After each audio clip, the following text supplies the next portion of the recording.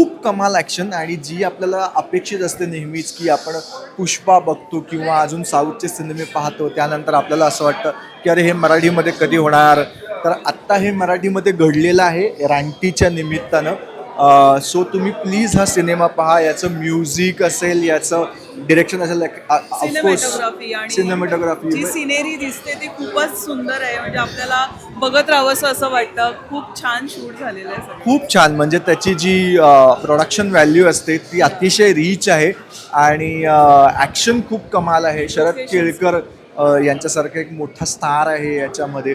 अनेक स्टार आहेत, संजय नार्वेकर असतील किंवा अनेक जण आहेत. खूपच आहेत लोक की जे सगळेच जण या सिनेमामध्ये आहेत. सो मला असं वाटतं की हा सिनेमा आहे तो आत्ता कुठलेही कारण देऊ नका आणि चित्रपटगृहातच येऊन पहा, कारण इथेच याची खरी मजा आहे. आणि साऊथवाल्यांना खऱ्या अर्थानं आत्ता आम्ही